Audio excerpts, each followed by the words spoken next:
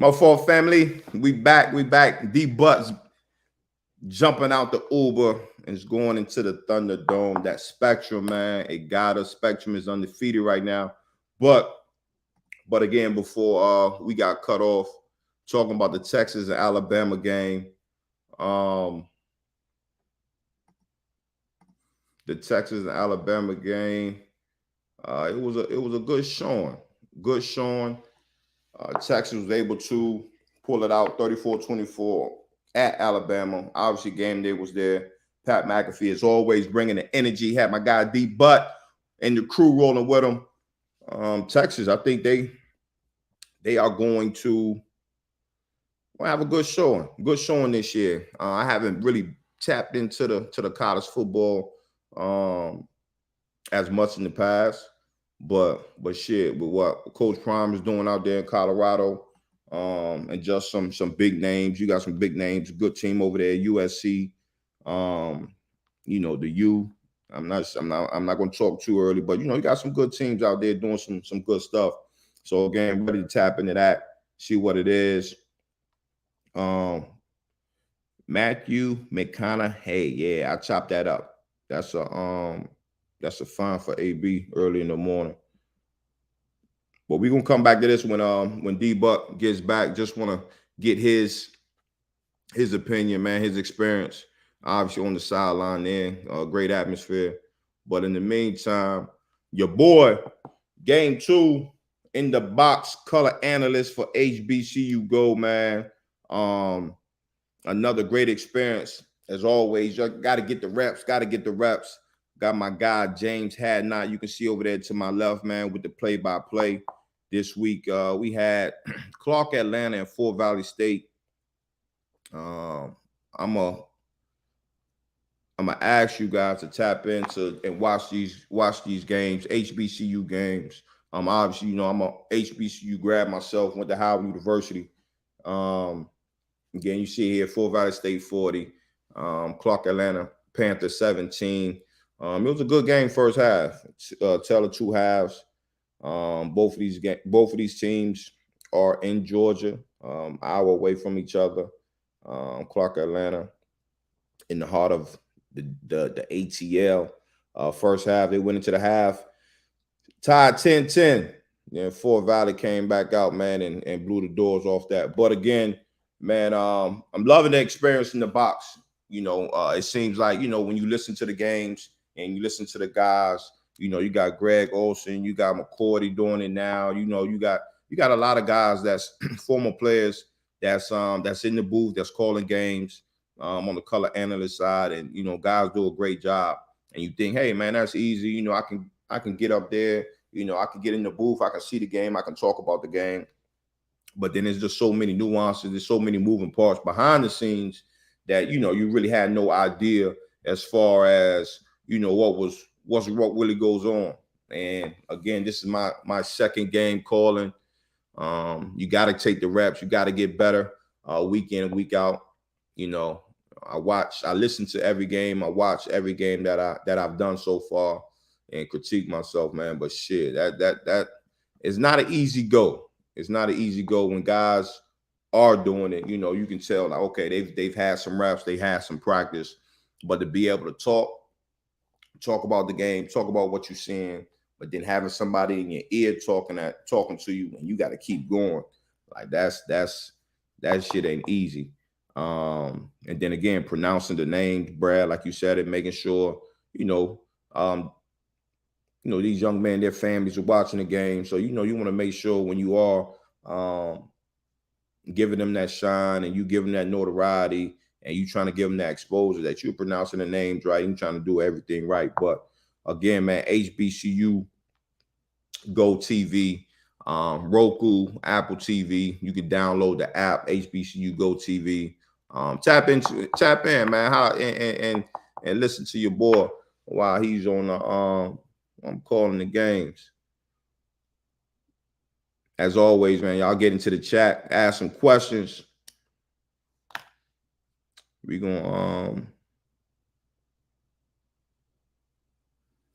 get into some of these NFL games. Also in the chat, y'all let me know your surprises from week one. What are like some of your biggest surprises? Tell me how your team did. I was telling Tone, our producer, before we jumped on, I feel like one of the biggest surprises for me yesterday, even though they lost the game, I feel like the Arizona Cardinals played better than I thought they were going to play. Again, I'm just touch on some of these games, some of these points until D-Buck gets back, so we can really jump into it. The Sunday night game was embarrassing. Dallas Cowboys whooped on the New York Giants. That shit was ugly from start to finish. There you go. There you go. But again, that Dallas Cowboys, man, that was like big brother, little brother. I was surprised about this game. I had the Giants winning first game at home, home opener. Shit, Daniel Jones got his bread. Dexter Lawrence got his bread. If you want to say Saquon got his bread. So I'm like, okay, this is going to be a good game. I'm thinking that New York was going to be able to come out and do some things, but that Dallas Cowboys front is real.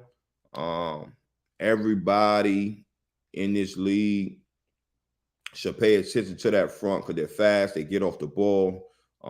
They raise havoc, man, and they recreate the Mavs. So, and then again, Dak, he did what he needed to do. Don't force the issue. There you go. You can hear me? We activated or what, man? Nah, we good money. We good money. We good money. I just started talking about it was the first game, but I want to go back and talk about this Texas and Alabama game, man. You was on the sideline with the guys, Pat McAfee and the boys. Just talk about the experience, the atmosphere, man, how it was. You had the mics there, man. How was it? Man, the college football experience, the SEC college football experience, that environment, man. Got a chance to go to game day with Pat and obviously watch him do his thing and see the fans kind of work their way up from the morning all the way to the night. The environment was crazy. They had all type of light shows, all type of stuff throughout the game. But them Texas boys came to play, man. It came to play, and even before the game, you can just look out on the field and see, okay, it's gonna be an even matchup. You talk to scouts, saw Big Chap out there. Okay. Tashard's Choice, a couple of our teammates on both sidelines working on those different staffs, so got a chance to ask them some questions about some of the guys on their team. And a lot of the scouts out there were saying, like, hey, Texas actually may be the more talented football team. So we knew we were going to have a good football game in our hands, but the environment, the experience being out there on the field for that mega cast with Pat and the boys, man, it was dope. And like I was talking about earlier, before that spectrum got me, McConaughey, he was the highlight of the show, man, being that he's such a passionate Texas fan, the minister of culture over there. We were just talking about Xavier Worthy making a big play and them connecting on the deep ball. And literally right after we said it, it happened, like right in our face, right in our end zone. So yeah, you couldn't have wrote it up any better. But that experience was dope, man. College football is all the way back. And more importantly, the men's league is all the way back. And I know you already talking about some of the NFL stuff, so we can jump right back into it whenever you want, man. But that was an unforgettable experience for sure. Nah, that's dope. But before we get back to the league, we have one more game, man. Nebraska at Colorado, man. We've been talking about Coach Prime ever since he was at Jackson State. He left Jackson State. Myself, some other HBCU alums, man, we felt a certain type of way, but we still wanted to see the black man do well. You know what I mean? And again, he's at Colorado, took Travis Hunter, took Shador, took not a lot, but took some of the players. He was able to get a pretty decent recruiting class, and everybody was just asking, okay, what is Coach Prime going to be able to do when he get to Boulder, Colorado? And again, you can tell on the sidelines, he's bringing everybody. He had Cameron, he had Michael Irv, he's had, Warren Sapp. He done had everybody come out there and show the support. Week one, they came out as an underdog against TCU, played well. And then week 2, first home game, Nebraska, 36-14. They came out and put 2 back-to-back.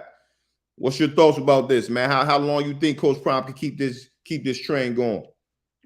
I think it's just beginning. It's just the beginning. I thought the beginning of the season would be the roughest patch for him, and even the second game, they weren't even playing well. I feel like the first half they definitely weren't playing up to their standards. I know, but Shedeur Sanders, he always seemed calm, composed, ready for whatever situation. Obviously, you got great players, great athletes, like you mentioned.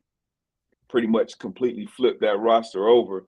But Coach Prime has done a great job as far leadership-wise, coaching-wise. So, I mean, I don't really see it in the sight. I think they will continue to get better. Where they ranked top 20 now. I think 18 was the latest ranking I saw, Like which is crazy. They've already exceeded their win total from last season. So I think the hype will only continue, and I think more importantly, the wins on the field will only continue. And you just think about it, man. Coach Prime got the nation, got us watching, got black folks watching Colorado football. Like who would be watching Colorado versus Nebraska in week 2? And then you got game day, you got big noon kickoff. All the big college shows will be there going forward the next week. So I'm excited about what's going on. I think it'll only get better. Yeah, so you look at like the next 3 games, right? The next game is Colorado State. Obviously, you got to go out there and play, but Yep. Going to that game, you say, okay, that should be a dub. And then they have Oregon. That'll be like their, not gonna say first. TCU was really like their first, test. Yeah. So they'll have Oregon, and then after that they'll have USC. So these next 3 weeks, again, it can show the trajectory of where Colorado's season can go and how it'll look for them. It's kind of playing out perfect for them though, because you come out week 1 with a good opponent in TCU, right? They just was in the national championship a few months ago. Obviously a different roster, but a good football team, a good coach. You go out to TCU, you pass that test, you get the win. You go back home, pack out stadium, you get another big win. And now you go play Colorado State, which you think will be a step down in competition. So it's kind of like almost like that week 0 game a lot of these teams do, but you'll get in week 3 off the heels of 2 wins, and then you go into probably what we assume will be the toughest matchups in their schedule with USC, Oregon. I think you said Oregon State. Nah. So the next 3 is Colorado State, Oregon, and then USC. Those are the next 3.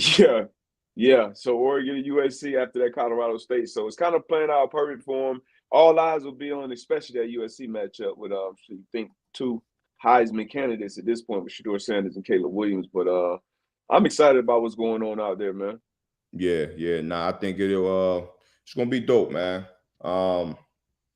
So again, man, shout out to Coach Prime. Shout out to the Colorado team out there in Boulder. But again, NFL Sunday, it was exactly what we anticipated. A lot of good games. Starting off on Thursday night. We haven't been on here since this game ended.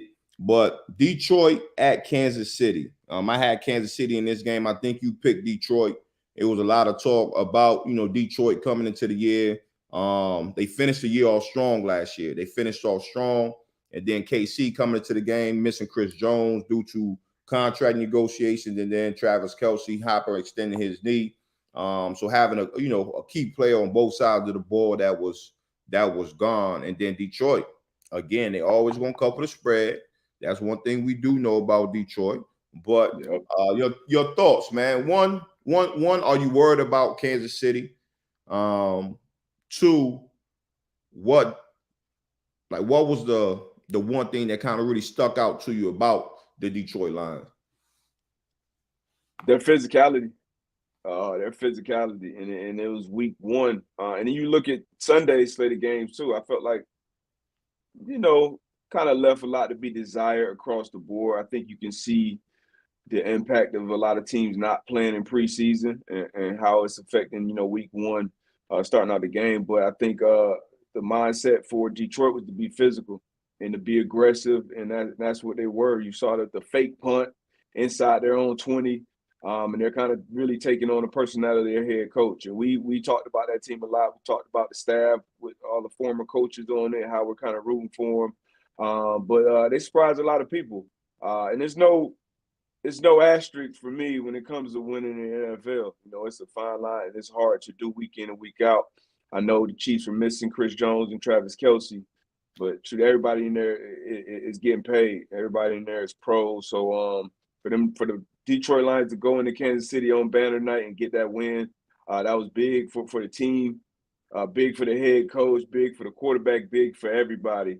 And then on the flip side, I don't think it's anybody sweating or worried about. Well, shouldn't be worried about the Kansas City Chiefs. I think they'll be fine. I think Patrick Mahomes will figure it out somehow, some way, and get the best out of that group around them. They definitely didn't show up on Thursday. Tony, Moore, MVS had made some plays. Watson made some plays. Tight end room made some plays, but I feel like everybody over there got to be better. What did you think about? I know we got the contract situation going on with Chris Jones. What did you think about him being in the building? That was wild to me. In the suite with his agents, man. What was your thoughts on the optics of that? That was wild to me. So like when I saw that, I wanted to go to X and tweet like, "Yo, like I've never seen anything like that." Like, having a contract negotiation, your guys is down there, I get, you still want to be there to support your guys, but for him to be in the building in the suite while the guys down there rocking, like, again, we all for, we say it all the time, we all for, guys getting their bread, but I just thought that was a little weird to me, you know what I'm saying? Like, still could have, I would have, if that's the route that I'm going to take, I'm going to shoot my guys a text. Yo, good luck out there. Do your thing, ball out. But I'm gonna be at the crib. I'm gonna be at the crib watching that game. What about you? Bad optics for sure. I think what he said was he wanted to be in there for banner night, and I never won a Super Bowl. I know you have, and we had Peyton Manning on the show last week, and he was talking about how big that is, how important that is, banner night. You win it, you want to kind of be a part of everything that comes with winning that Super Bowl. He was talking more so about players on the field. We were talking about Travis Kelce at that point. But Chris Jones, he said that he wanted to be a part of that. So I don't know if it was that. I don't know if he felt like that would give him more leverage, maybe with people saying, "Hey, man, we need to get Chris Jones down on the field." But it was bad optics though. It just didn't look good. I don't think it made made him look good. But and shoot, that was a $1 million suite on that night. He gave up $1 million, obviously sitting the game out. But he's trying to be, and he's earned it. He's earned it on the field, and he wants to be one of the highest paid defensive players in the league, as he should be. Nick Bosa, he just set a new record, getting 34 a year now as a pass rusher. Brian Burns still trying to get paid. So Chris Jones, deservingly so, is trying to get his money, and he should. But didn't like the optics. But it is. But when you pay $1 million for that situation, I guess you can do what you want to do. No, that's a fact. That's a fact. So talk about Tony, man. Like it wasn't like one, it wasn't two. Like it was like multiple drop balls. I'm talking about hitting them right in the hands, in stride. And a lot of these, and obviously, you just don't want to, harp on one player, but shit, we gotta hold guys accountable. You know what I mean? Especially with Travis Kelce not being out there. I'm pretty sure he was expected to be one of those guys Patrick Mahomes was gonna lean on, try to get the ball in his hands, because we all know once you get the ball in his hands, shit, he's a playmaker. You know what I mean? He can make shit happen. But for him to drop those balls like that, man, it was just kind of pause. It was surprising and alarming too, because it was like key times in the game and key plays that could have either kept the chains moving or even him in space, and that shit could have been to the crib. Yeah, it's rough. And like you said, you don't want to harp on and make it about one guy. But when you play certain positions, wide receiver, corner, safety, when you left tackle, like when you make that mistake, everybody gonna see kicker, everybody gonna have an opinion on it, especially when you make multiple mistakes. And then when you're on the other side of a player like Patrick Mahomes, because all eyes are gonna be on you, even more so with Travis Kelce being out. So it's like, hey, who are these other guys that's gonna make an impact on this game? So for it to start, I know after the game he went and deleted his X account, which is probably not a bad decision, because that could get over that could get overwhelming, especially because he was on there chirping a little bit at the Giants fans. But I got a sneaky suspicion he won't have to worry about hearing from the Giants fans for a few weeks. There might be a lot of Giants fans deleting their X accounts too. But yeah, rough night for him. But another player that I think is talented, and I think he'll figure it out and hopefully put this behind him and stack a bunch of good games going forward, because it was important. Patrick Mahomes came out at the game and said, hey, you know what? I haven't lost any confidence in Tony. Still going to go at him. They're going to need him to be a big player for him this year. No, without a doubt. So looking forward to week 2 for both of them teams. Detroit 1-0, Kansas City 0-1, and see what they can do with week 2. Next game. Divisional game. Atlanta Falcons, man. Carolina Panthers. Obviously, we talked about, the rookie quarterbacks, Bryce Young, leading the Carolina Panthers. It was some talk as far as, Atlanta Falcons, like what type of team were they going to be this year. Pretty decent showing. And I know at some point in this show, we're going to talk about the rookie quarterbacks, Bryce Young, AR5, and CJ Stroud. If you were able to watch any of this game, like what were some of your thoughts on Bryce Young and how his first showing was? He looked comfortable. Obviously, he looked like, in my opinion, like he belonged. Number 1 pick. I think he'll be a good player for a long time. I also think, it's going to take time. Just like all these quarterbacks, kind of going to be a common theme. It's going to take time not only for him to continue to develop, but for them to build a good team around him. I don't think he has that yet, but he belongs. Bryce Young belongs. Obviously, he's small. When he's going to be small the rest of his career, but he's figured it out up to this point to be the number 1 pick. So I think he'll continue to get better. And on the flip side, Ritter, a lot of room for him to grow too. Once again, young quarterback, he's the guy. But you got Bijan Robinson behind him, and Bijan Robinson looked like he could be one of them ones, man. I know we talk about the running back position getting devalued and all that, but you saw Jahmyr Gibbs with the Lions. He didn't get a bunch of touches, but every time he got one, it was like, all right, I want him to get 5 more, right? Like right now, I want to see him touch the ball because of how special he looked. So Gibbs, Bijan, I think the Falcons gonna be all right, man. Saints didn't look how good I thought they were gonna look week 1, but I think these Falcons, it's gonna depend on how Ritter develops at quarterback. But they for sure got some talent out there. And then defensively, Jesse Bates. 2 of them things. 2 of them things, man. Picking on a rookie quarterback. So worth every penny of that big contract he got this offseason. So it'll be interesting, man. I think the Falcons, they should be happy about what they got accomplished week 1 for sure. Man, to piggyback on what you said, right? So on 2 fronts, right? 2 young quarterbacks. You got, Ritter and Bryce Young. And then to talk about the running back position for both of these teams, right? And I'm looking at and watching the game, and for the Panthers, you got Miles Sanders and you got Hubbard, right? And Hubbard had 60 yards. Miles Sanders had 72 yards. So just 130 yards from both of these running backs. That's something that can help the young quarterback. You know what I'm saying? Not having to really go out there and throw it a bunch of times, even though he threw it for 38 times yesterday, Bryce Young did. But being able to lean on the run game, that will help them out and obviously be able to see the field. And then Ritter on the other side, like you mentioned, Bijan Robinson. But then they had a rookie last year, had 1,000 yards. You know what I'm saying? And he took the rock yesterday too. He had 15 for 75. So again, for these young quarterbacks, it's imperative that be able to lean on the run game so they can go out there and not have to win the game. You know what I'm saying? So definitely interesting, man, to see how the Falcons will be able to, continue out the rest of this year. But then Bryce Young, man, just to be able to see his maturation process throughout the year and see where he goes from here on out. Yep. Man, absolutely. Another surprising one. My Bengals, Joe Cool and company.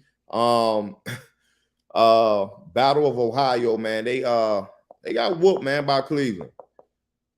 They got whooped, man. Really couldn't get it going. The Cleveland Browns defense, man, had Burrow in check. He had 14 for 31 for 82 yards. Like, we have ugly. Never heard that a stat line like that for Joe Burrow in a minute, man. What ever is the Cleveland Browns for real? Was it just a bad one for Cincy? Like you said earlier, I don't care how you get them. I mean, it's very important to get W's any way you can. But what was your thoughts, man, on this whole situation, this game? Yeah, I think it was a combination of things for the Bengals and for Joe Burrow specifically. Part of it is rust. He didn't get any, not making any excuses, but barely any live preseason action with the calf injury. And then it was a little bad weather, so you saw both quarterbacks, missing throws that I think we both are used to them making. But Cleveland figured it out. When you're playing football, you got to deal with the elements. And I know you've spoken about playing in domes and doing different things. But when you're in that AFC North, all throughout the season, at any point in the season, you can get one of these games. So, and the Browns figured it out. They figured it out defensively. They figured it out offensively. And they figured out a way to get another win. I think this is 5 in a row now, 5 or 6 in a row against the Bengals at home. So the Browns were confident coming into this game. They got it done. Deshaun Watson showed some glimpses of his old self. I don't think he's all the way back just yet, but big win, and it's great when you start off the season in NFL with a division win. Yeah, especially a team that you expect to be competing at the end, which I expect the Bengals to be. So it's a big win. These teams will see each other again down the line. But a big win for the Cleveland Browns, for the Brownies, man. Way to start the season off right. Man, that's I'm not concerned with the Bengals, though, or your guy. Yeah, no, you said it, man. Just being able to get a win week 1 and it being divisional, like that's twofold. You know what I mean? So again, a lot of people talking about Jim Schwartz and the DC for Cleveland Browns being able to limit this high-powered offense from the Bengals, man, to 3 points. But again, it's the first one, obviously, for Cleveland. You can build off of this. Since obviously go back to the drawing board, see what did we do good, what didn't we do good, what can we improve, what can we improve on week 1 to week 2. Let's see what it is. But shout out to the Cleveland Browns. I mean, you can't hate on a good dub like that. Where's your panic meter?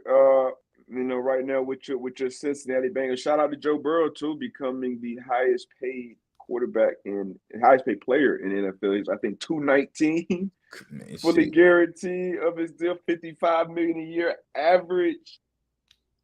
Shit is getting crazy, but no panic right now. It's game 1. It was alarming though, 14-31 for only 82 yards. That's something that I didn't expect. But to your point, no excuse, no explanations.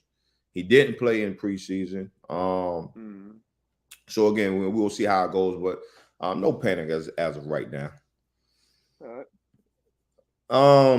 Going to one of our teams, man, the Indianapolis Colts, at home against divisional foe Jacksonville Jaguars. I think we both had Jacksonville winning this game. And a lot of anticipation, a lot of excitement. Anthony Richardson, new era in Naptown. Even though Jacksonville won, I thought the Indianapolis Colts played some really, really good ball. And they easily could have won this game. I feel as though the 2 highlights in this game was, 1, the play of Anthony Richardson, and 2, the play of the defense. Anthony Richardson again, being able to, move the chains with his legs, was able to get in the end zone, looked like a design run call for him. And just, managing the game, not doing anything too crazy. He did throw one pick, probably misdiagnosed the coverage. It looked like a cover two, looked like a levels play. Yeah. The corner just did a good job, sinking, getting under that over route or 7 route, whatever it was. But big picture, man, I think the Colts are in great hands with Anthony Richardson at the quarterback position. Yeah, I feel the same way. And this was the game I was at. Came right back to Indy after the Bama Texas game, and was able to be in the stadium. And being there with Pat and the boys, they said, first of all, before the game even started, like, oh, this feels different. We haven't felt like this in the stadium in a while. And Anthony Richardson, his reception, first of all, seeing him up close in person, he looks like one of them guys. He looks like a guy you want leading your team out, athletically, physically, how he interacts with his teammates and things like that. But the crowd, loved him. Loved him. And he came out and he played composed. He played composed for a rookie. That's a good defense on the Jacksonville side. Good football team, I think, on Jacksonville side. So it was a good test at home to start the season off. And like you said, a lot of positives. Defense played well. For the most part, I think at the end we let up a little bit more than we liked. But our former guest, man-to-man alum, Zaire Franklin, watching him, man, dog, 4-4, he got his opportunity, and I don't think we'll look back. I see Pro Bowls, I see all that in his future, man. I felt like he was moving like a step faster than everybody else on the field. So to see him, DeForest Buckner, making huge plays. Anthony Richardson, once again, like you said, moving the chains with his legs, making good throws, made some bad ones too, but that's expected for a rookie quarterback. But need help around him, man. Need more help around him. MPJ had a good game, wide receiver, Michael Pittman. Barely any production from the running back room, though. None. And a part of that is on the offensive line, of course, but it also showed, once again, I don't know where Jonathan Taylor was. I don't know if he was in the suite with his agent, but man, we need 2-8 out there, but behind or on the side of Anthony Richardson.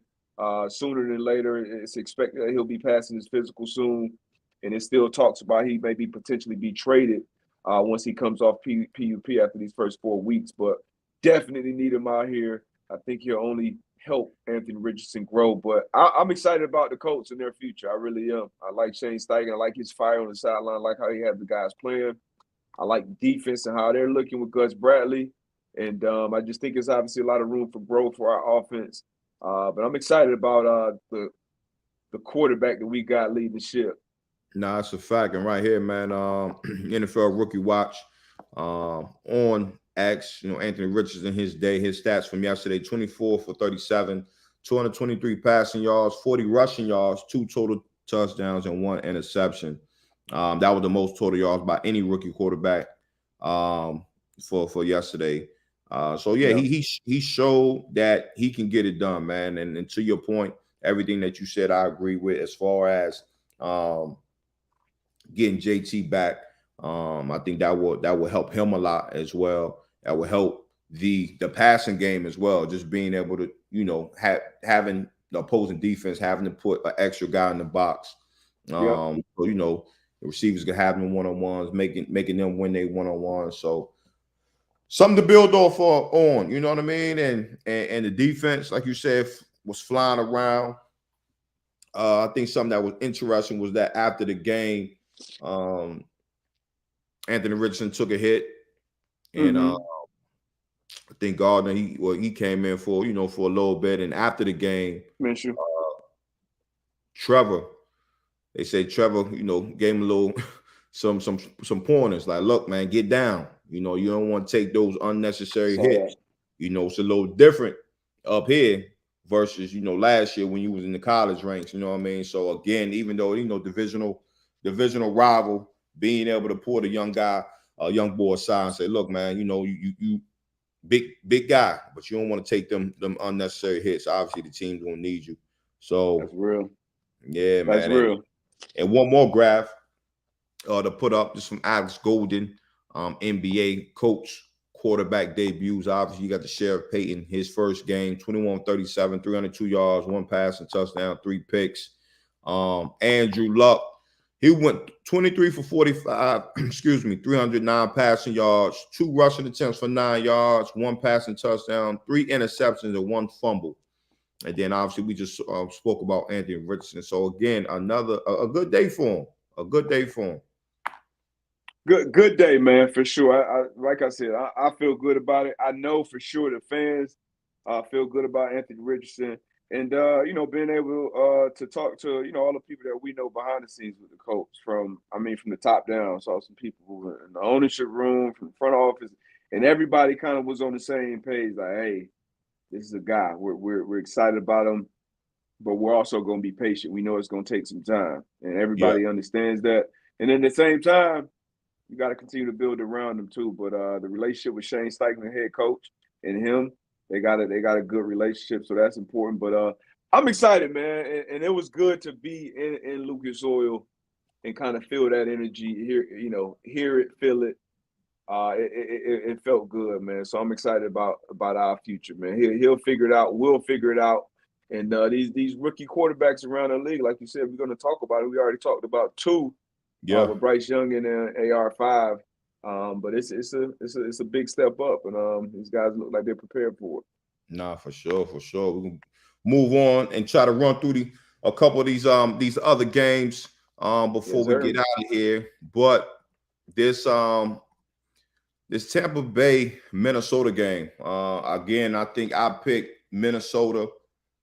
I think you picked Minnesota as well. With Tampa Bay, some things going on. Baker Mayfield is under center now, and kind of surprising. I think one thing I kind of knew that the Minnesota defense was going to struggle a little bit. Obviously, Dalvin Cook moved on. So just trying to see where this Minnesota Vikings team was at, and then with Tampa Bay, like what was going to happen. Tom Brady is no longer there. What's going to happen with that team? Obviously, a good game. Justin Jefferson had another magnificent game as far as stat wise. 9 for 150. First half. Yeah, he went 9 for 150. But again, any thoughts, any takeaways from this game? Man, Baker played well. Baker played well. He made some big throws. He's always played with that fire. But he played well between the lines. He played good quarterback for his team last night. Still a lot of studs. Still some studs on that Bucs defense. Expected a better showing from the Vikings. Like you said, Justin Jefferson had a huge game. Most of that came in the first half. And then in the second half, didn't have that type of production. So as always, teams' defenses make adjustments, and the Vikings weren't able to figure it out. Jordan Addison had a big play, a rookie receiver. So it was cool to see that. Week 1, so I know that's what the Vikings are saying. Hey, we got to get back to the drawing board, fix this, fix that. Brian Flores, calling the shots on defense right now. I think they are still devoid of talent over there on that defensive side to compete week in and week out. And I think that's why a lot of people were out on the Vikings coming in this year, even though they're a year removed from winning 13 games. But I was shocked to see the Tampa Bay Bucs come out of there with a win. Yeah. So, I don't know. Minnesota, man, they got to figure something out. See Tampa can get this thing rolling. Mike Evans, talk about that. He was looking for an extension. Tampa Bay say, look, we not extending you. So I'm pretty sure we'll have to see how that whole conversation will go throughout the year and see if Mike Evans is back. But he had a solid game as well. But we'll see. On to the next one, man. Tennessee at New Orleans. Tight game. You mentioned it earlier. New Orleans didn't really come out week 1 and play like we thought they would have. New quarterback over there as well, Derek Carr. Good to see Michael Thomas back out there on the field. Chris Olave had a great game. On the flip side, man, Tennessee, man, Tannehill had 3 picks.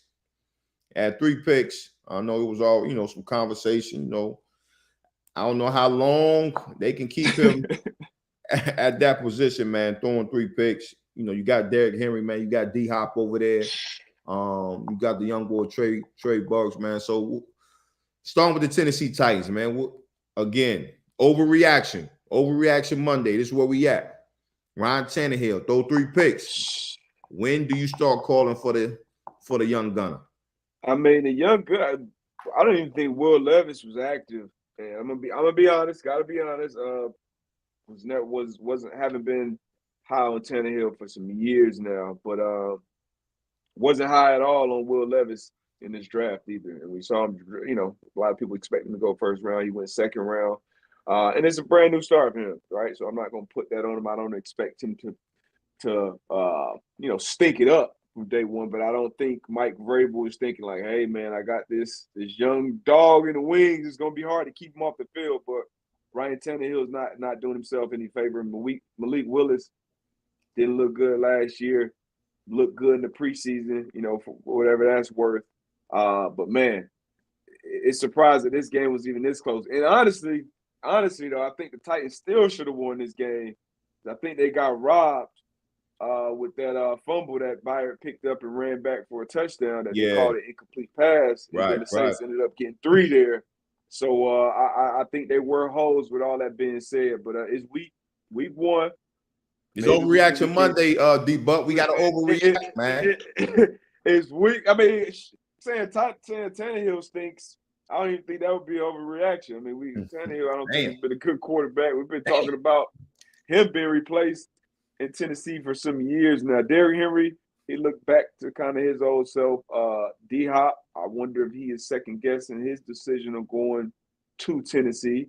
Marshawn Lattimore had a nasty pick this game, undercutting that over route. So, this game was kind of a stinker, though. I expected the Saints to come out and look better than this, but they snuck out with a win, man. That's all that matters in this league, man, getting that dub, especially week 1, and they got it done. I'm going to answer that question for you as far as D-Hop. I'm going to answer for D-Hop. Hell yeah, I'm second-guessing myself. I'm going to answer that question for you, D-Buck. Hell yeah, I'm second-guessing myself. Like, he knew better. But, hey, it is what it is. That's water under the bridge now. So, we'll keep posing. Tannehill, when you play our coach, man, throw them 3 picks. Next game, man. We got San Francisco. They travel to Pittsburgh, played the Steelers, man. The Niners are real. Brock Purdy is real. All that shit over there is real, man. 30-7, they came out, whooped up on Pittsburgh. It wasn't a game from the start. I had picked the Niners in this one. I think you picked the Steelers. Yeah. And any thoughts on this, man? Brandon Ayuk, he had a big game. Brock Purdy had a monster game. Any thoughts, man? Christian McCaffrey, monster game. I mean, the San Francisco 49ers are good. The San Francisco 49ers picked up right where they left off. Obviously, before the Brock Purdy injury, most people expect that, hey, it's going to be 49ers and the Eagles facing off, and whoever going to win, go to Super Bowl, blah, blah, blah. It happened. Purdy gets hurt. And then the question is, okay, this is a rookie year. This is the first few games. People didn't really know him. How is he going to be as the guy? And it's only week 1.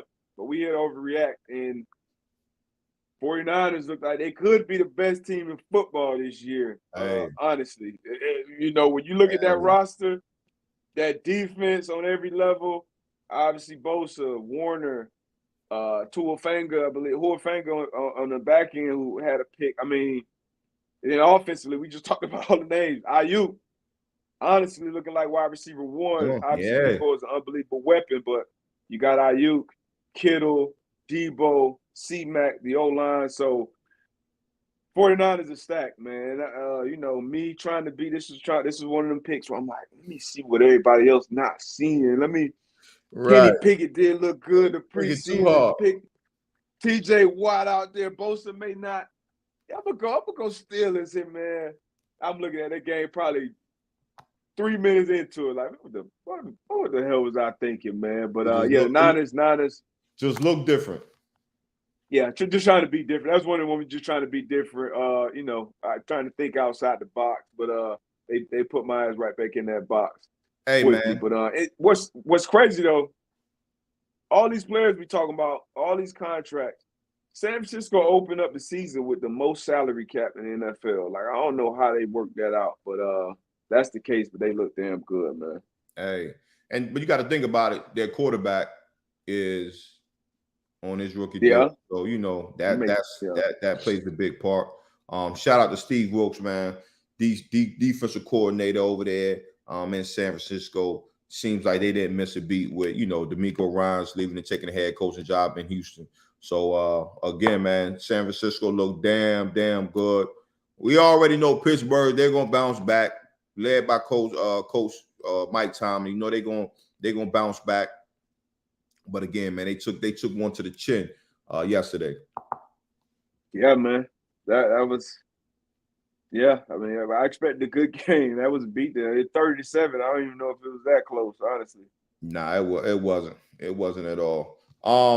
This game, Arizona at Washington. And I told Tone, this is one of the games that was a little surprising to me, just with all the things that was going on with Arizona. Kyler Murray is out. Traded a few players here, a couple weeks before the season.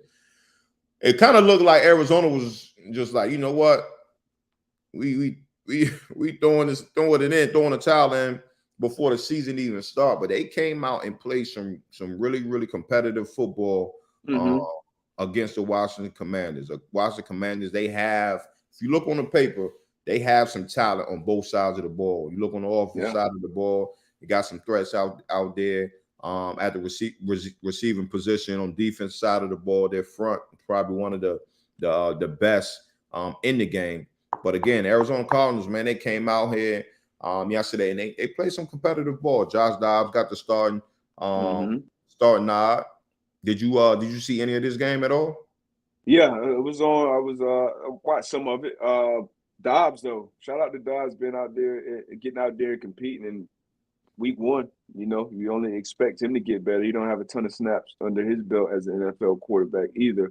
But like you said, man, everybody expected too. The Commanders were 7-point favorites in this game. They ended up winning, but 7-point favorites, that's a big line for week one. So nobody expected the Cardinals to really be in this game, and they competed to the end, man. So we always know, well, we always think, at least the players for sure, but the players and coaches don't really get that tanking message. They're out there coaching for their jobs week in and week out, and you're out there playing for your jobs week in and week out as a player. So the guys showed up, they competed. The Commanders, they found a way to get a dub though. So shout out to Sam Howell starting his era, I guess, with a win, man. That was big for him, and that city. That area is looking for a good football team. So we'll see if Coach Ron Rivera and the new ownership group can bring it to him. Yeah, I think this is the first game that sold out there in some time, man. So again, the fans, they got some diehards out there. I can say that. The Washington Commanders, whatever you want to call them, well, they're the Commanders, but you know, they have some diehard fans. Those fans, they're waiting for a good season, man. So it's interesting, to see how this season will play out for them, and then also for the Cardinals.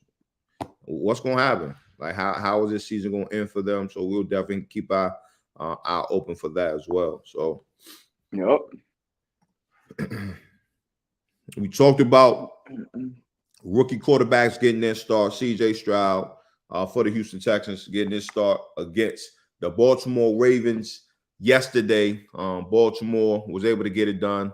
Game 25-9. Baltimore Ravens losing one of their studs in the backfield though to a Achilles injury. J.K. Dobbins out for the year. Any thoughts here, man? Zay Flowers had a pretty decent game. 9 for 78. Lamar, still he 17 for 22. So he threw an interception. He lost a fumble. So obviously got to control those turnovers, man. But C.J. Stroud, 28 for 44. I don't like rookies first game regular season have to throw that much, but Thoughts, man? Good or bad? I saw some glimpses of CJ, and that's what you want to see, especially at this point in the whole thing. Rookie quarterback first start against, Ravens ain't no slouches on defense. So you saw some glimpses, and I think they'll get better. Once again, look like he belong on the field. You talked about Lamar. He said it after the game too, man. Hey, rusty is, and he bleeped it out. So probably who knows what it was, but he was rusty as shit out there. So Yeah. turnovers, got to take care of the football. New offense, new players. Zay Flowers, excited about him. Was excited about him coming in to the season, and even more excited about him as a player after week one. Odell Beckham is always good to see him playing football as well. They played without Mark Andrews, but they got some already after week one, some major injuries that this Ravens team is dealing with again. J.K. Dobbins tore his Achilles.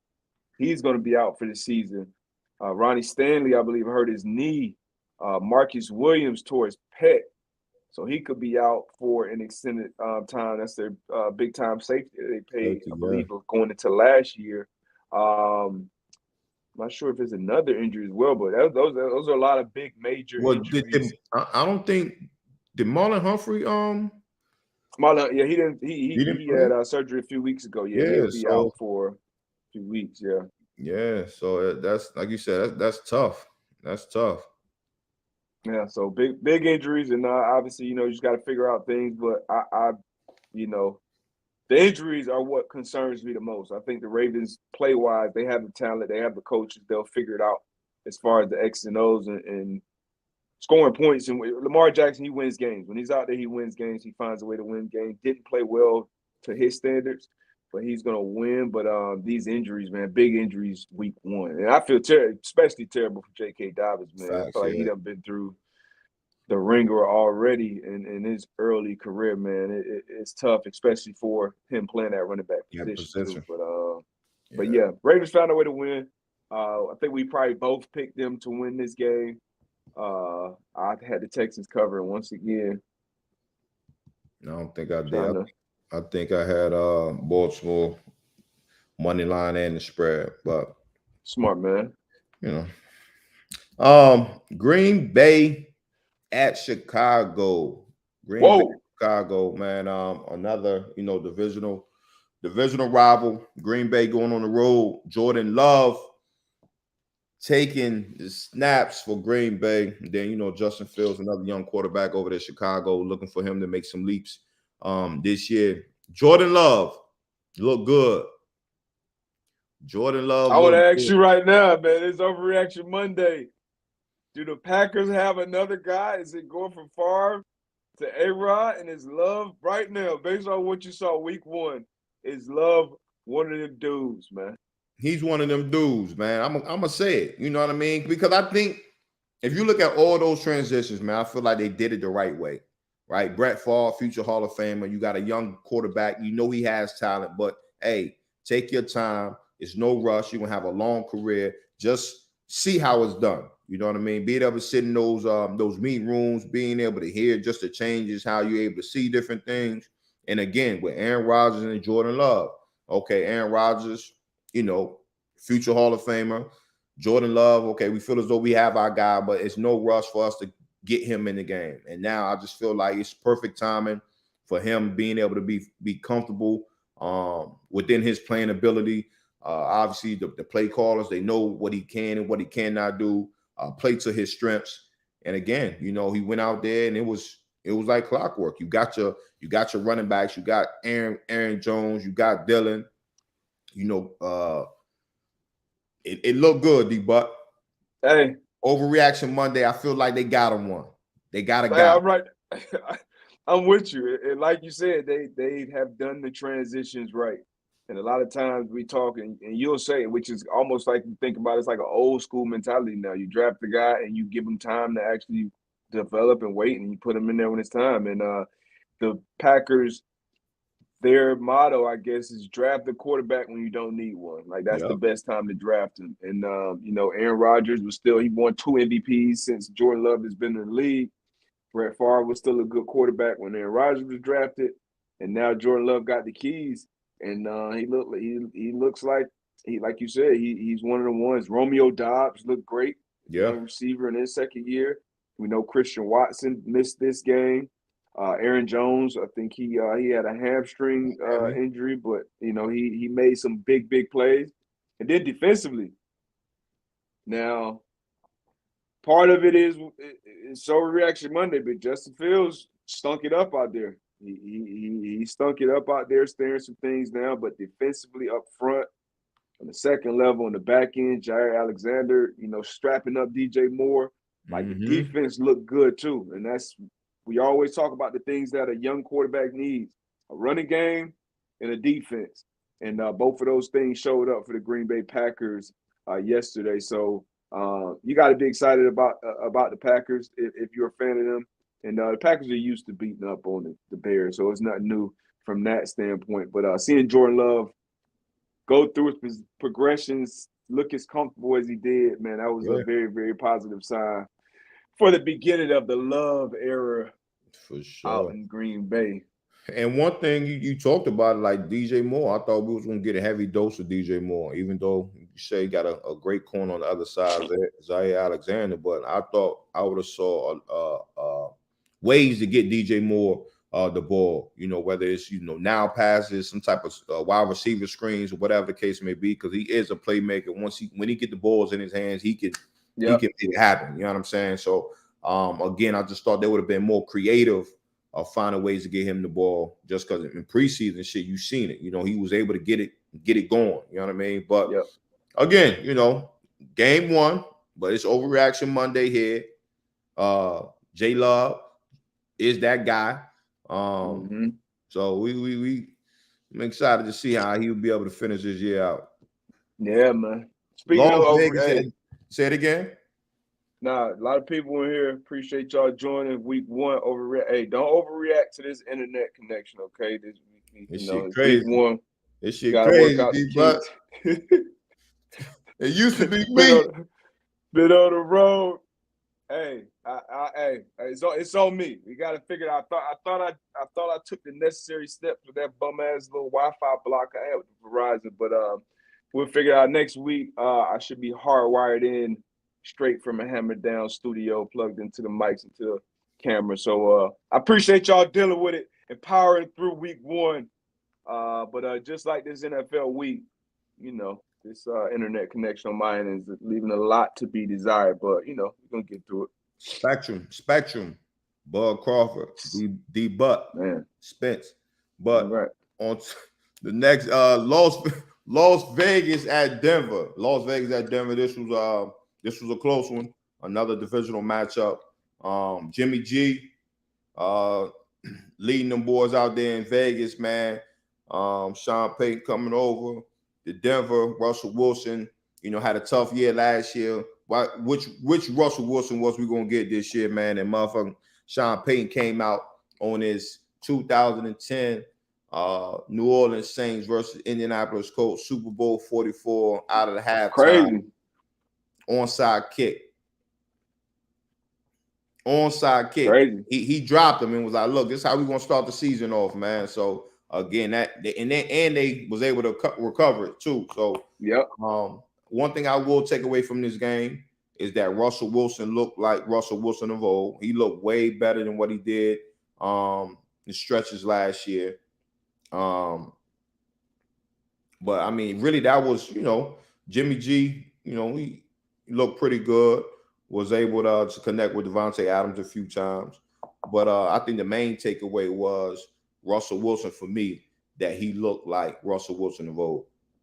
Yeah, he did. And he was cooking, especially in that first half. Now, only 16 points on the board, so definitely want to put more points on the board if you're Sean Payton, if you're Russell Wilson. But it was good to see Russ already look, light years ahead of how he looked last season. Just look kind of like a shell-shocked version of himself week in and week out last year. So it was good to see that. Jimmy G, finding a way to win. I think this was the only AFC West team to get a win in week one. The Chiefs lost. Obviously, the Broncos lost here. And then the Chargers lost to my Miami Dolphins. So, my Chargers lost to my Miami Dolphins. So, I think this is the only team That's crazy. That's It's the wild. only team to get a win in the AFC West. So all Jimmy G does is win, man. Yeah. Got another one. Yep. As we run through these last couple games, man, Philadelphia at New England. This was a close one. This was a close one. Philly jumped out on them boys, jumped out on New England to an early lead. New England was able to, claw back, get back into the game. And it went down all the way to the wire. New England was driving to take the lead. Receiver couldn't get that other foot down. I was surprised by New England. I thought Philly was going to come in here and win convincingly and get back on the bus, get back on that plane and head back to Philly. But New England, man, they fought. They were in the game until the end. Yeah, they were closer than I expected. Jalen Hurts and the Eagles offense didn't look great. Big play Slay got him another pick six to start the season off right. Yeah, man, it was Peppers with a big hit, forcing that fumble late with Jalen Hurts, giving the Patriots another chance. You expect the Patriots to fight, especially in Foxborough on Tom Brady night. Shout out to Brady being honored, and Robert Kraft saying he's waiving the waiting period to go into the Patriots Ring of Honor. Yeah. He's going in next summer, as he should. So that was cool to see, Brady back in the building, how he left and being able to come back, put the jersey back on and have the fans show him that love. That was dope. But Patriots, they fought, but Eagles got the win, an ugly win. And I think the Eagles, once again, almost kind of like a week zero game for them, figuring out not a bunch of preseason snaps for the quarterback. But I think he'll be back in this groove next week. But found a way to get a dub. Hey, answer this for me. As a DB, right? We talked about Jesse Bates earlier. First game of the year, you got 2 picks. Big play Slay had a pick 6. Like, as a DB, game 1, you get them big plays. I know typically, you go in like, I want like 4 of them things this year. I want 5. Like, as a DB, like, how does that set the tone for you as far as like the rest of the year? Like, oh shit, it's about to be a good one. You know what I'm saying? Like, what's your thought? Like, especially with the Jesse Bates coming out the gate and grabbing 2 of them. How does that? How's your mentality for the rest of the year? And especially when you get a win too, but you come out and because in the off season it's all you set your goals, your individual goals, obviously your team goals, you put in the work, the weight room on the field, and then when you see it translate to that field immediately, it's like, okay, yeah, I'm on to something. This is gonna be one of them years. And even within a game, when you start off the game with a big play, a big hit, you kind of had that glow to you almost. So it's an incredible feeling. I know for all those guys out there to Slay to get back in the end zone. Bates, like you said, 2 picks in his first game. That definitely sets the tone for a great, great year. And those are 2 great players that we expect to have another big year in the NFL this year. Yeah. This Rams Seattle, like, this was a surprise, another surprising one to me. Obviously, a divisional matchup. This division is always tough. All these teams they play each other tough. The Rams on the road in Seattle, 30-13. I picked Seattle to win this one. The Rams, man, got something to prove. Last year wasn't the year that they thought they were going to have, but they got something to prove. Aaron Donald still looked like AD, looked like one of the best defensive players in the league still. Cooper Kupp was missing, but then, guys stepped up. Rookie stepped up, had a big time game yesterday. I'm overreacting. Is Seattle did we think Seattle was something that they weren't? Obviously, they still got some big names over there. Geno got paid. You got DK, Diggs, man-to-man alum, Julian Love on that defense side of the ball. Jamal Adams should be coming back to that defense soon. Woolen, you got some dogs over there for Seattle. Wagner back over there. Like what happened? Especially a Pete Carroll coach team, a veteran team. Like what happened, D-Buck? Hey, was this the case of fool's gold? Did they just have a run last year? Did Geno just have a run? Hey. You know what? I ain't gonna overreact to this game. This game 1 loss. It is in my opinion, a bad loss to let the Rams come in your house and get this win. No Cooper Kupp. Matt Stafford came and made plays. Defensively, they made plays, but this is bad. Second half, I don't think Geno Smith and the offense had a passing yard in the third quarter. Like going into the fourth quarter, they were like -1 passing yard, which is insane when you look at those weapons that they have. But I still think the Seattle Seahawks are a good football team, as crazy as it sounds.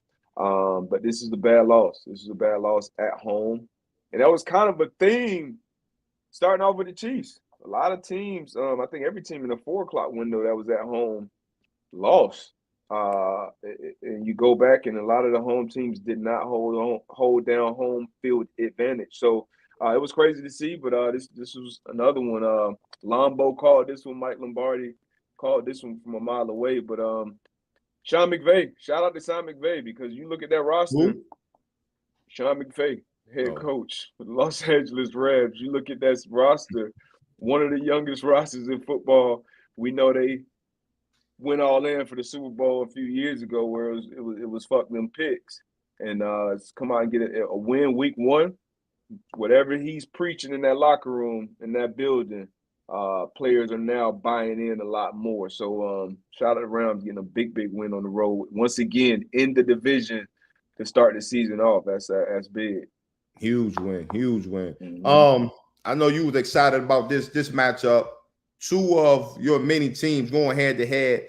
Miami Dolphins, man, at the Los Angeles Chargers, man. I know D-Buck was on the edge of his seats, not knowing how to act in this one. Miami Dolphins, man, being able to go on the road and get a huge win against Los Angeles.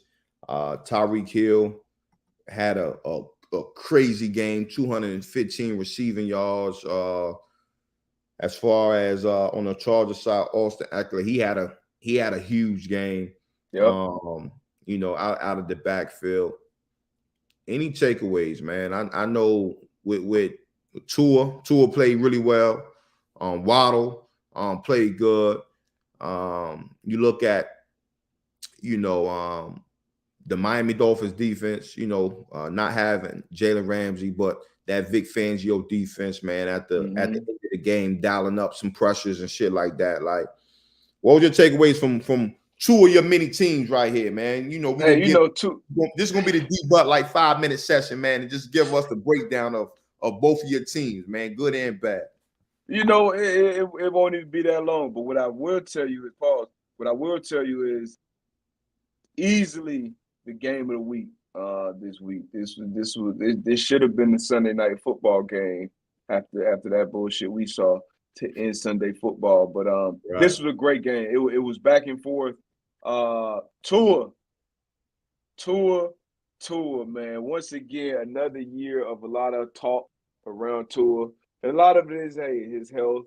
But other thing, the jiu-jitsu, his body, how does his body look? Is he out of shape? Is he this? Is he that?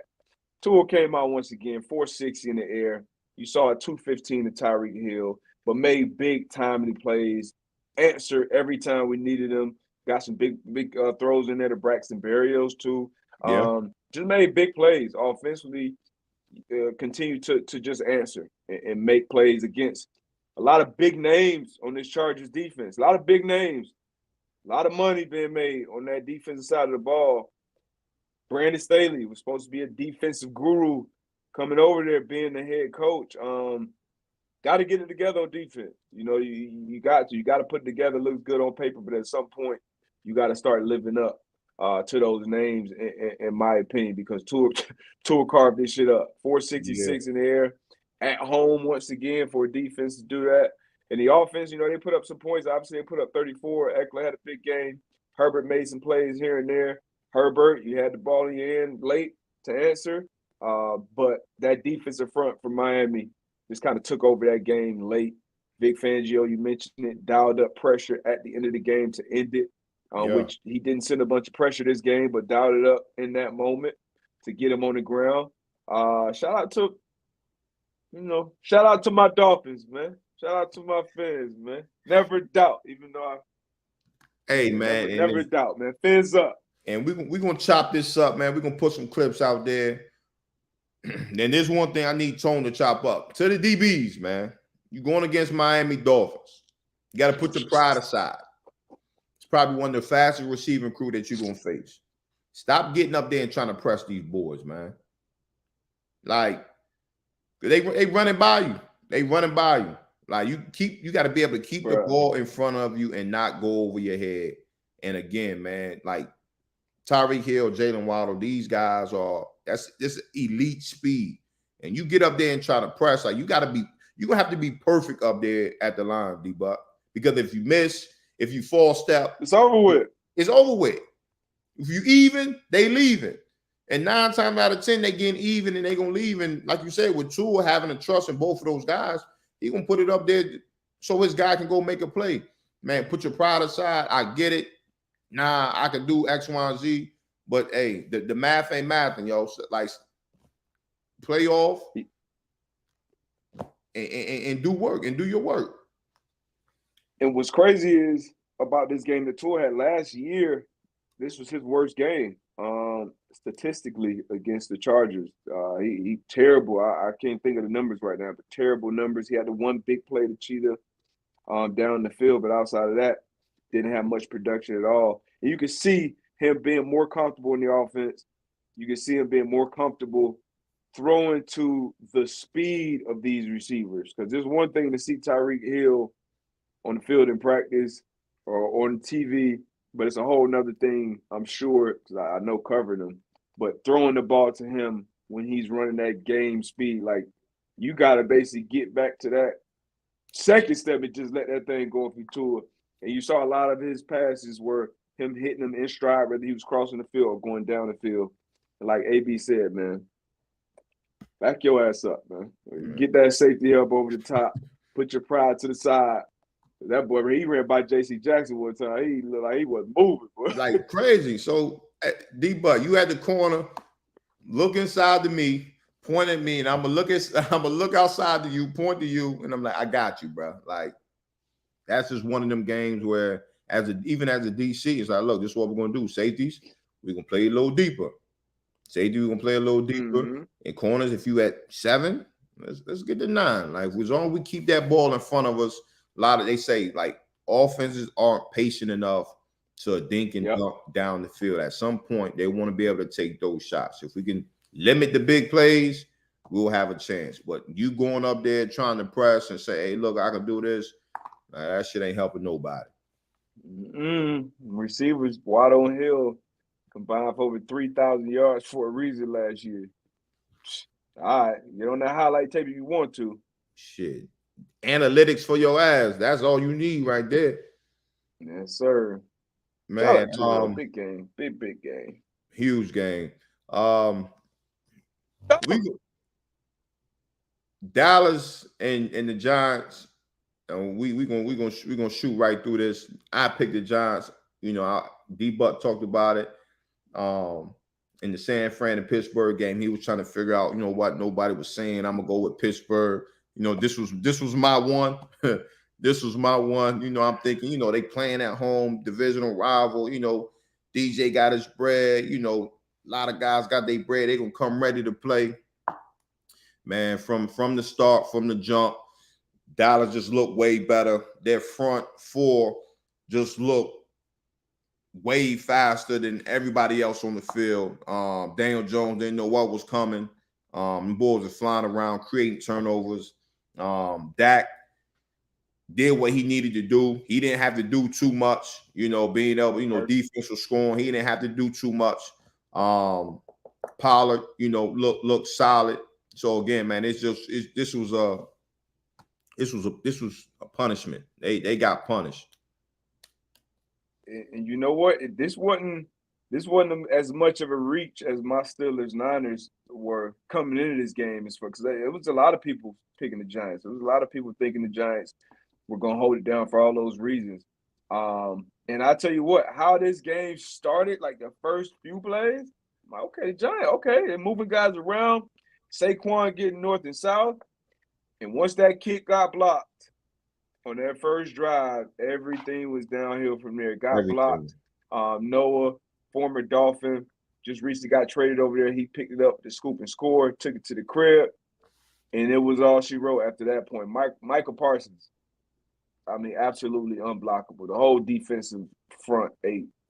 When I turned it off finally, it had 7 sacks, I believe, but it was a massacre. The Giants line, they probably went on X after the game and blocked more people than they did in that game for sure, because it was ugly, man. It was ugly. At some point, I'm asking myself, I actually asked them too, why am I still watching this? And I wanted to see, I guess, how bad it could get.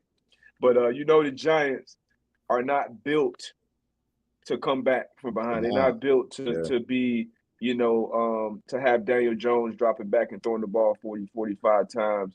And they should have had him out of the game in that fourth quarter, but they kept him in for whatever reason. But Dallas, man, and I know we say this a lot about Dallas, looking at their rosters over the years, like, hey. I still don't believe it, D-Buck. You look around that team, you look up around that up and down that roster, AB, like, what are they missing? Why don't you believe it? Just because of the history and what history tells you? Just the history. You know what I'm saying? Like, I just feel like it's just the history. You know what I mean? Again, I feel like their defense is a championship caliber style defense, just off what they showed last night. They have the front that can get after the quarterback. And if you have that, you have a chance. You know what I mean? Being able to get after the quarterback on the third level. You got Diggs, you got Gilmore. You got guys that can get to the ball and make plays on the ball. So when you have that, the coverage and the D line and the rush, they go hand in hand. So you have something there. But then we look on the offensive side of the ball. I'm gonna keep it a buck. Dak Prescott's a good quarterback. He's not elite in my opinion. They was talking about as far as on the commentating on the game, as far as like just the OC change, where all right, now we gonna make sure he get the ball out quick. He don't have to throw the ball down the field. He led the league in interceptions.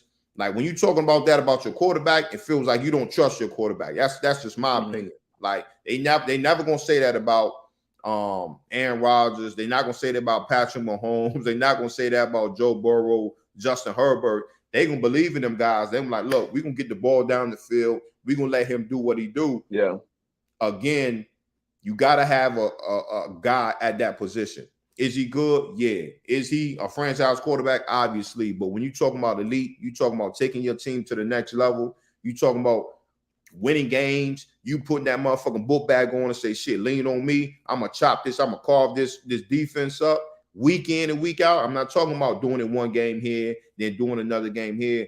But I think that's where it's going to be at. Like, okay, you going to make it. Will you make it to the playoffs? Yeah, they'll make it to the playoffs. But when they get down and dirty, when you're going to see those elite defenses, when they see San Francisco, right? When you see Philadelphia, like what's going to happen? And that's just why I say I don't believe it. Are they a good team? Yeah, they got guys on the roster, but are they going to be able to take that next level to make a run at it? I don't think so. All right. Well, hey, they couldn't have started off better than this. And like the defense scored, special teams scored, and offense just had to, do their job. They didn't have to do anything special at all. But Dallas looked good, man. They look good. They look good, and the Giants look bad. They look bad. So, but yeah, we shall see. You're not fully sold on them yet. But I'm gonna say, you know what? I'm gonna say this. A good show, a good showing, D. But I ain't gonna see and hate. That shit was a damn good showing. They whooped up on them boys. Hey, this is the year, hey, but you know what? This is the year Dak Prescott takes a step into that elite territory. Okay. Because you know what? He don't have to. but he will, because he gonna step his game up, because he's gonna look across and be like, damn, this defense right there, like, I can't let this defense down, man. I'm gonna step my game up. CeeDee Lamb, Brandon Cook, Tony Pollard. I had some Deuce Vaughn carries in there, man. But I think this is the year for Dak. Let's go, Dak. Mike McCarthy, Big Mike. Let's help Dak take that next step. But Dallas Cowboys, y'all look good, man. Cowboys Nation happy. They're gonna be loud. They're gonna be loud. They're gonna be loud. All week, they're gonna be loud. And before we get out of here, I think this is, you talked about Miami and the Chargers being the game of the week. Tonight, Monday Night Football has a chance of being that as well. We got the Buffalo Bills at the New York Jets. Obviously, you know, Aaron Rodgers taking the lead, taking them snaps on the center. I think you picked the Bills in this one tonight. Jets. Jets. Okay, Jets. I did too. Buffalo Bills are a 2-point favorite. Give me one thing on both sides that you are looking forward to tonight with these two teams. I think this team is going to come down. I mean, this game is going to come down to can the Bills block the defensive front of the Jets? Like, that defensive front has a chance to be dominant. And then when you pair that with the back end that they have, pause, Sauce, DJ, Whitehead, and those guys on the on the third level, I think that's what this game is going to come down to. We know Stephon Diggs is an unbelievable receiver. Dope moment last night too. Diggs being able to be in the stadium to watch his younger brother play, because he plays in the same stadium tomorrow. That was dope that they showed on the program as well. But we know what Diggs is going to bring to the table as far as what he brings as a wide receiver. But the other guys, are the other guys going to be able to show up when they double Diggs, when they bracket them, when they do those things to try to take 14 out of the game? So I'm looking at the Jets defensively. And then once again, much like their game plan is probably much like the Dallas. Hey, let the defense do their thing. Offensively, we got weapons. We got, obviously, Aaron Rodgers at quarterback. But they probably want it to be a game where that offense don't have to do too much. So I got the Jets in this one, man. What you looking at for this one? Yeah, I'm looking at the offense on both sides, right? You mentioned the Jets defense, stout defense, but I'm looking at the offense on both sides, right? So with the Jets, looking at the Jets, you got Aaron Rodgers, you bring in Dalvin Cook. How are they going to be able to match, and what will be their motto as far as going into this game? And then the Buffalo Bills, you know, it's a lot of Josh Allen, a lot of Stephon Diggs talk. Like, how would they match? How would they, you know, be able to get on the field? And like you said, the other guys, what are they going to do? So I'm looking at both of the offenses, see if they can put points up on the board, if they can move the ball. But I think we'll have I hope we have a better one than what we had last night, for sure. Two good teams, two good quarterbacks, two well-coached teams, man. So we'll see. Yeah, like both Cook brothers in this game, for sure. Oh, that's dope. Damn, a lot of brother situations going on, man. I love to see it, man. But yeah, it's gonna be a good one. I hope this is a good one. I know that the NFL schedulers were excited about this matchup to open up Monday Night Football. So I'll be locked in every second of this one, man. But yeah, so we both got the JETS. Yes, we do. All right. Yeah, man. Our first Overreaction Monday of the season, man. We appreciate y'all tapping in as always. I got D Bud in the Thunderdome in Naptown. What time y'all get on today? Y'all at 12? 12 to 2 on ESPN, and then the third hour you can catch on the YouTube. You can also catch the full show unedited on YouTube. You know, but it's pretty much the same show on ESPN. We'll be on at 12. And once again, appreciate y'all for powering through this internet. It's been a rough one today. Week 1, got to work the kinks out. It's week 0 over here for me. But Zito gonna get me right next week. I'll be tapped into the Hammer Down studio. But appreciate y'all rocking, man. It's gonna be a great year. Looking forward to it. Yes, sir, man. As always, it's Monday, man. Get those 30 minutes in. Start your week off right, man. Health is wealth. Get a little sweat. Get that heart rate up. Until next time, we out. Yep.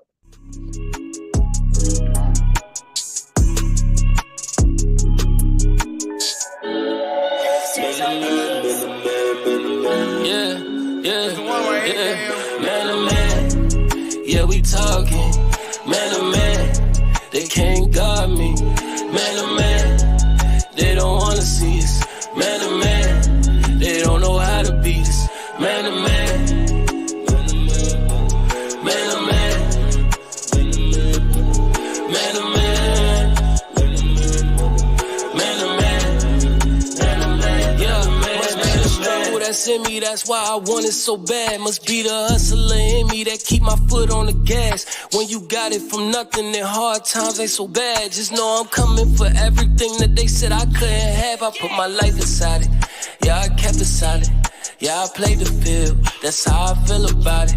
We put numbers on the board, we always up the score. Yeah, we stuck to the plan and never ran. Now they can't see us. Man, yeah, we talking. Man to man, they can't guard me. Man to man, they don't wanna see us. Man to man, they don't know how to beat us. Man to man, man to man, man to man, man to man, man to man, man to man.